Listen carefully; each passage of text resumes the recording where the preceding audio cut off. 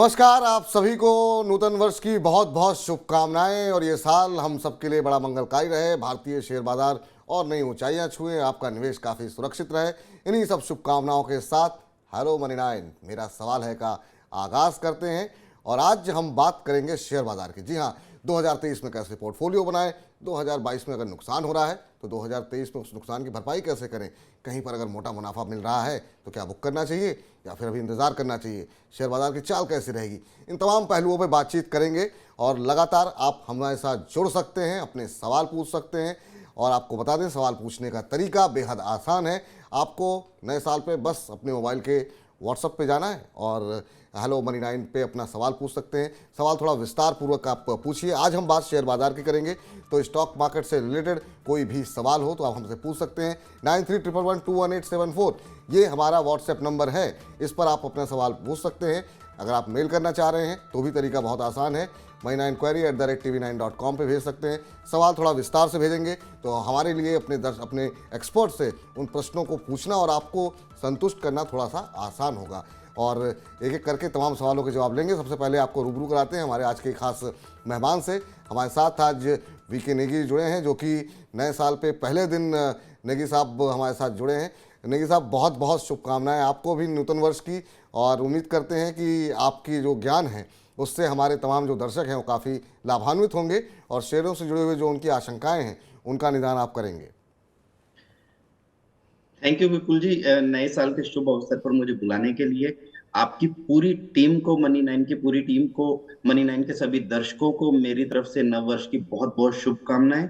और यही हमारी कामना है कि इस साल भी आप बहुत अच्छा मुनाफा कमाएं और अपने पोर्टफोलियो में वृद्धि करें। बिल्कुल, तो चलिए अब जो है पहला सवाल आपसे हम जानना चाहेंगे बाजार की दिशा को लेकर के कि 2023 में आप बाजार को देख कैसे रहे हैं। हालांकि अगर हम देखें तो अमेरिकी बाजारों के मुकाबले या तमाम विकसित अर्थव्यवस्थाओं के मुकाबले 2022 में भारतीय बाजार ने एक तरीके से आउट परफॉर्म किया है। नैस्डैक में हम देख रहे हैं 30% के आसपास की गिरावट देखने को मिली, S&P में 20% के आसपास की गिरावट देखने को मिली, लेकिन भारतीय बाजार जो है वो मजबूती के साथ खड़े रहे और पॉजिटिव रिटर्न ही दिया है। अब 2023 से क्या कुछ उम्मीदें हैं, नेगी जी से समझें उससे पहले जरा तमाम ब्रोकरेज हाउस के कुछ आंकड़े निकल करके आए हैं, उस पर भी जरा एक सरसरी निगाह डाल लेते हैं कि क्या कुछ आंकड़े निकल के आ रहे हैं। तो IIFL सिक्योरिटीज़ का मानना ये है 23,000 तक के लक्ष्य देखने को मिल सकते हैं निफ्टी में। सिटी का मानना ये है कि 17,700 का स्तर देखने को मिलेगा। गोल्डमैन सैक्स का मानना ये है कि 20,500, ICICI डायरेक्ट 21,400 और न्योमिरा 19,030 का स्तर यहाँ पर अनुमान जो है निफ्टी के लिए दे रहे हैं। तो एक तरफ काफ़ी अग्रेसिव टारगेट भी हैं, जहाँ हम देख रहे हैं 23,000 तक के स्तर देखने को मिल रहे हैं। वहीं कहीं पर जो है थोड़ा सा सीमित दायरे में बाजार रहने की भी आशंकाएं और चिंताएं दिखाई दे रही हैं। नेगी जी, आप कैसे देख रहे हैं बाजार को? विपुल जी, देखिए लास्ट ईयर भी हमने लगातार ऑप्टिमिज्म बनाए रखा है और आपके चैनल के थ्रू दर्शकों को हमेशा ये कहा कि भारतीय बाजार कंटिन्यू आउट परफॉर्म करेगा ग्लोबल मार्केट्स को, जैसा कि हमने देखा भी है इसके अंदर। इस साल भी हमारी उम्मीद यही है कि आउट परफॉर्मेंस जारी रहेगा, लेकिन कुछ चैलेंजेस हैं ग्लोबल मार्केट्स को लेकर, वो बने रहेंगे। तो उसके चलते कहीं ना कहीं छोटे मोटे फॉल हमें देखने को मिलेंगे। डाउन साइड जो हम एक्सपेक्ट कर रहे हैं, निफ्टी की बात कर रहे हैं, तो 16,500 से 17,000 का दायरा ऐसा है जो बेस बन सकता है 2023 के लिए। और ऊपर की तरफ 21,000 से 21,500 तक के लक्ष्य हमें लगता है कि अगले साल में निफ्टी अचीव कर। तो नीचे एक दायरा है और ऊपर 21 साढ़े 21,000 तक के स्तर देखने को मिल सकते हैं। तमाम बड़ी संख्या में दर्शक अब हमारे साथ जुड़ने लगे हैं, सवाल पूछ रहे हैं। और यूट्यूब के माध्यम से आप सवाल अगर कमेंट बॉक्स में पूछ रहे हैं तो भी हमारी कोशिश यही है कि आपके सवाल तुरंत के तुरंत यहाँ पर उत्तर दिए जाएँ। नंदलाल नागौर जी हमारे साथ नागौर से हैं, राजस्थान से। नंदलाल जी नमस्कार। नमस्कार विपुल जी, नेगी जी, नए साल की बहुत बहुत शुभकामनाएं आपको। आपको भी नंदलाल जी नए वर्ष की बहुत बहुत शुभकामनाएं। ये साल बड़ा अच्छा रहे आप सबके लिए, हम सबके लिए। और पहले बताइए, मनी 9 के कार्यक्रम कैसे लग रहे हैं आपको? बहुत शानदार कार्यक्रम लगते हैं, हम बार बार सुनते हैं इन कार्यक्रम को। अच्छा प्रोग्राम है, इसको आप कंटिन्यू रखना, ये मेरा निवेदन है आपसे। नहीं नहीं, बिल्कुल सर, आप लोगों के कहने पर ही तो अब हम लोग लाइव सीधे जो है आपके साथ जुड़ रहे हैं, रोज आपसे बातचीत कर रहे हैं। और हमने देखा कि सवाल जो हम लोग कहते हैं, बहुत कम दर्शक ऐसे होते हैं जो इतनी बातों को फॉलो करते हैं।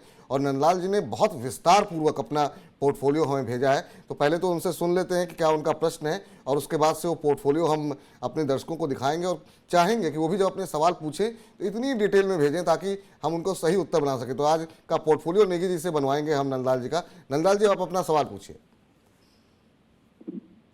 विपुल जी, मेरा सवाल, मेरा ये जो पोर्टफोलियो है इसको मैं रिसफल करूं या इसको कंटिन्यू रखूं? मेरा 5 साल का टारगेट है। ये 5 साल का लक्ष्य आपने रखा हुआ है। तो नंदलाल जी, आप बने रहिए हमारे साथ। जरा आपका पोर्टफोलियो जरा अपने दर्शकों को भी दिखा दें, और ये जो सवाल किस तरीके से भेजा गया है, इस तरीके से अगर आप सवाल भेजेंगे तो हम भी बहुत डिटेलिंग में जा करके इस पे चर्चा कर सकेंगे। तो नंदलाल जी का ये पोर्टफोलियो आपकी टीवी स्क्रीन पर है। इन्होंने शेयर कौन कौन से ले रखे हैं? इन्होंने शेयर ले रखे हैं टाइटन के, 20 शेयर इनके पास हैं। एसआरएफ के शेयर ले रखे हैं 25 शेयर, और ये 2550 के भाव पे ले रखे हैं। डीवीज लैब के इन्होंने 20 शेयर ले रखे हैं। आईसीआईसीआई बैंक के शेयर ले रखे हैं इन्होंने, 50 शेयर इनके पास हैं। बजाज फाइनेंस के शेयर इन्होंने रखे हैं 10 शेयर। इसके अलावा इन्होंने म्यूचुअल फंड में भी पैसे लगाए हुए हैं, तो 300 यूनिट यहाँ पर भी इन्होंने ले रखी है। टोटल इन्वेस्टमेंट इनका करीब 3.25 लाख रुपए के आसपास का है। अभी 6% लॉस में है ये। अब ये जानना चाहते थे कि 5 साल के नज़रिए के लिहाज से क्या मेरा पोर्टफोलियो सही है, और इनकी नंदलाल जी के माध्यम से हम चाहते हैं जो तमाम दर्शक अभी हमें देख रहे हैं या इस कार्यक्रम को बाद में देखेंगे, उनके लिए भी एक आइडियल पोर्टफोलियो कैसे बिल्ड करना चाहिए। मैं चाहूँगा कि अगर आप नंदलाल जी के लिए एक पोर्टफोलियो बिल्ड कर सकें, और इन शेयरों में क्या कुछ शेयरों को निकालना है, कुछ शेयरों को ऐड करना है, आपकी राय। विपुल जी देखिए, एक तो सबसे पहले मैं इनको बधाई देना चाहूंगा कि इनका जो रास्ता है इन्होंने जो चुना है पोर्टफोलियो बिल्डअप करने का, बहुत अच्छा है। रीजन बिंग, इनके पोर्टफोलियो में जितनी भी कंपनीज हैं ऑल आर क्वालिटी कंपनीज। तो अगर शॉर्ट टर्म में अप एंड डाउन आते भी हैं तो लॉन्ग टर्म का इनका जो रास्ता है बहुत अच्छा रहेगा, रिटर्न्स बहुत अच्छे मिलेंगे। सिर्फ एक ही कंसर्न मुझे इसमें नजर आया है, वो है कि इनका पोर्टफोलियो अभी वेल डाइवर्सिफाइड नहीं है। तो कहीं ना कहीं इनको डाइवर्सिफिकेशन बढ़ाना पड़ेगा और कुछ और क्षेत्रों में निवेश करना पड़ेगा, जिसमें हमें लगता है कि मेटल्स में थोड़ा एक्सपोजर बढ़ाया जा सकता है, ऑटो में थोड़ा सा एक्सपोजर इनको लेना चाहिए, और उसके अलावा डिफेंसिव सेक्टर में भी थोड़ा सा ये एक्सपोजर लेकर चल सकते हैं, जैसे कि इंफ्रास्ट्रक्चर की हम बात कर लेते हैं। तो अगर ये कुछ इस तरह के स्टॉक्स ऐड कर लें अपने पोर्टफोलियो में तो बहुत बेहतरीन पोर्टफोलियो है, बहुत अच्छा पोर्टफोलियो है, और ये साल दर साल आपको 20 से 25% कमा कर दे सकता है। 20 से 25% जो है आपको साल दर साल कमा के दे सकता है। आपका पोर्टफोलियो अच्छा है, लेकिन थोड़ा सा इसमें डाइवर्सिफिकेशन और चाहिए। लेकिन अगर मान लीजिए कि इन्होंने आपसे सवाल पूछा, या जो दर्शक इसको आइडियल मान के अपना पोर्टफोलियो बना रहे हैं, और उनमें आपने ऑटो कंपनी का जिक्र किया, आपने मेटल का जिक्र किया, आपने इंफ्रा का जिक्र किया, इन तीनों में से अगर एक एक कंपनी आप सजेस्ट कर दें, ताकि नंदलाल जी के लिए या तमाम जो दर्शक हैं उनके लिए पोर्टफोलियो बनाना काफ़ी आसान हो जाएगा। सर देखिए, एक तो डिविडेंड कंपनी है, एनएमडीसी मेटल सेक्टर की कंपनी है, बहुत बेहतरीन काम कर रही है, और वैल्यू अनलॉकिंग का काम इस कंपनी में अभी जारी है, तो एनएमडीसी को आप अपने पोर्टफोलियो में शामिल कर सकते हैं।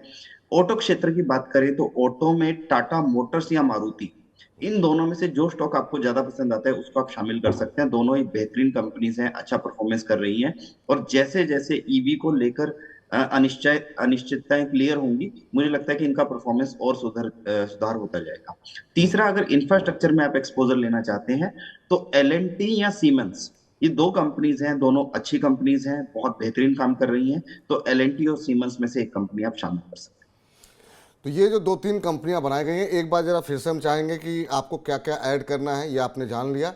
पुराना पोर्टफोलियो क्या था, अगर आप अपना पोर्टफोलियो बनाना चाह रहे हैं तो नेकी जी ने का मानना ये है कि इनका पोर्टफोलियो जो है नंदलाल जी का वो काफ़ी अच्छा है, लेकिन उसमें कुछ एक कंपनियां इनको और ऐड करनी चाहिए, जिसमें कि एलएनटी का जिक्र आया। लेकिन जरा हम जरा उनका पोर्टफोलियो पे नज़र डाल लेते हैं कि क्या कुछ पोर्टफोलियो उन्होंने भेजा था। उसमें हमने देखा टाइटन के शेयर थे, उसमें एसआरएफ के शेयर थे, ये वो तमाम शेयर उन्होंने बनाए थे। उसके अलावा बैंकिंग में से उन्होंने आईसीआईसीआई बैंक, सारे अच्छे शेयर इन्होंने ले रखे हैं।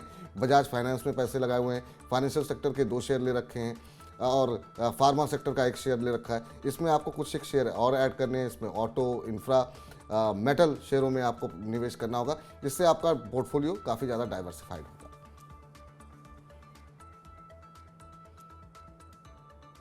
अगला जो प्रश्न है वो हम अगले दर्शक से बातचीत करें, उससे पहले एक और महत्वपूर्ण सवाल आपसे जानना चाहेंगे, और ख़ास तौर से वो सवाल है रुपए को लेकर के।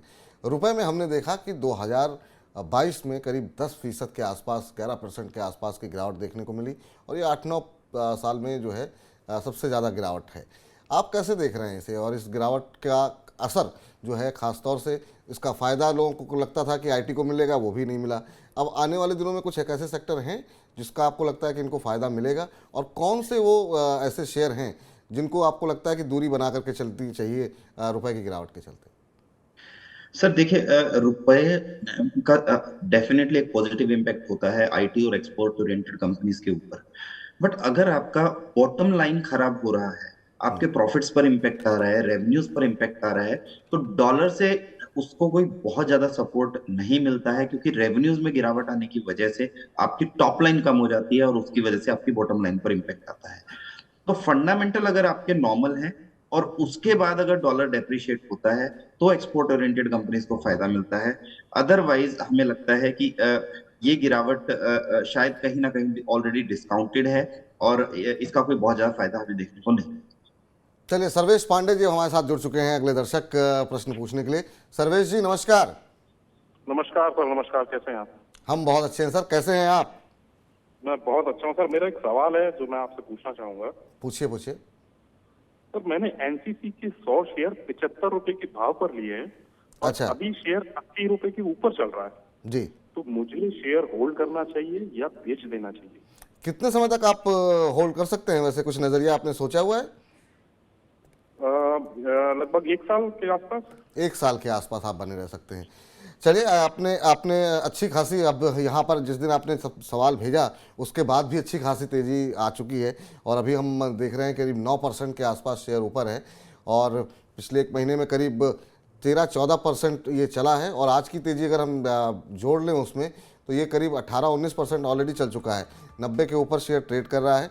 वीके नेगी साहब, क्या सलाह रहेगी और अच्छी रफ्तार में है शेयर, अभी इन स्तरों पर क्या करना चाहिए?